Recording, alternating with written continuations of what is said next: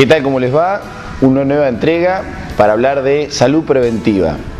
Y en esta ocasión nos vamos a referir a la prescripción de la actividad física y o el deporte en un grupo etario entre 35 y 50 años, de grupos mixtos.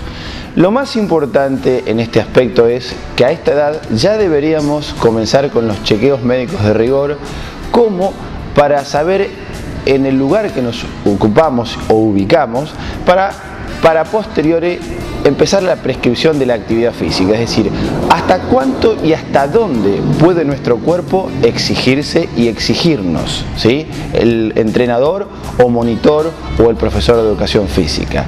Bien, dentro de la medicina de la actividad física, pero más precisamente de la medicina del deporte, data de una época muy remota, estamos hablando de 200, 300 años antes de Cristo, en la época de las famosas Olimpiadas, Atenas, Grecia. En este caso nos referimos al primer médico que habló de la medicina deportiva y fue el primer médico que ingresó al cuerpo de los gladiadores, que se llamó Claudio Galeno, a quien nosotros le hacemos el honor y pusimos el nombre de él a nuestra institución que hoy nos representa. De manera que data de mucho tiempo toda esta historia de la medicina física o de la actividad física y el deporte. De manera que, para volver a repetir cuáles son esos chequeos médicos, deberíamos referirnos al chequeo médico desde el aspecto clínico, es decir, ese análisis de sangre, de orina, esa placa torácica para ver cómo es la silueta de nuestro corazón, que el médico dará el ok si está normal o hay alguna anomalía, esa prueba de esfuerzo que se denomina ergometría de esfuerzo, para saber cómo responde nuestro corazón y nuestras arterias ante el esfuerzo, de manera que tenemos que saber hasta qué frecuencia límite y cómo se comporta nuestra tensión arterial, comúnmente llamada presión arterial. Y además deberíamos saber cuánto y cuáles son nuestras capacidades y hasta dónde podemos nosotros exigir, más allá de plantear los objetivos con nuestro entrenador y nuestro profesor de educación física. Teniendo en cuenta esa plataforma de despegue, comienza la tarea real de la actividad física. Vuelvo a reiterar, la medicina de hoy se refiere a la medicina de la actividad física y el deporte. ¿Por qué se incluye la actividad física? Porque es mucho más abarcativa, el deporte es mucho más reglado y generalmente lo podemos identificar con deportes de conjunto individuales, el fútbol, el atletismo, la natación, el vóley, el básquet, etc. Pero la actividad física engloba mucho más movimientos, como el caminar, como el pedalear, como el remar y muchos más, de manera que es mucho más amplia y va a mucho más gente, diríamos, dedicada a mucho más gente y involucra mucho más, en este caso, grupos etarios, estamos hablando desde los niños hasta los gerontes.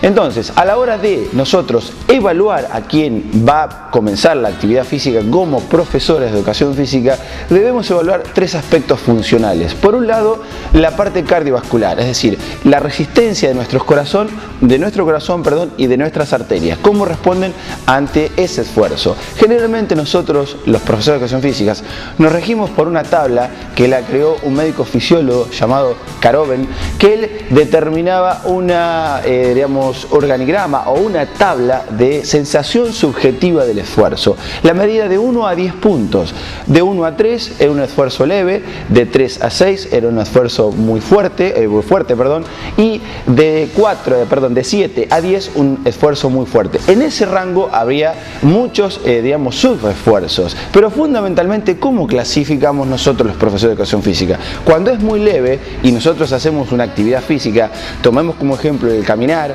el pedalear o el remar, podemos estar hablando con nuestro compañero.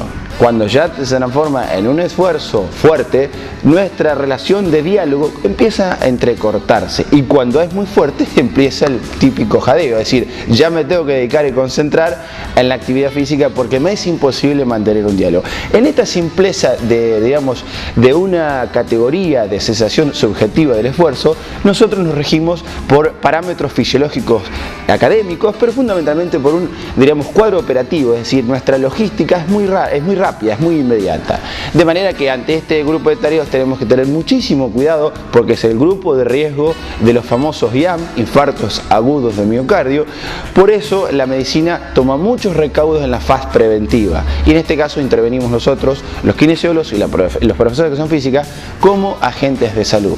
De manera que a la hora de trabajar las cualidades motoras, es decir, todo eso que nosotros nos permite movernos, deberíamos enfrentar y más que nada prescribir y estimular la resistencia cardiovascular, la flexibilidad articular y muscular y fundamentalmente la resistencia muscular dentro de lo que nosotros conocemos como fuerza.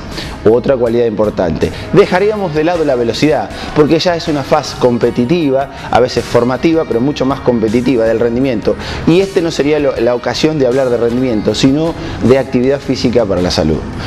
De manera, amigos, que bueno, espero haber sido bastante sencillo, simple, conciso, pero fundamentalmente en el próximo micro vamos a desarrollar cada una de esas cualidades y cómo se puede, diríamos, abordar cada una de ellas. Un placer encontrarme con ustedes y hasta el próximo micro.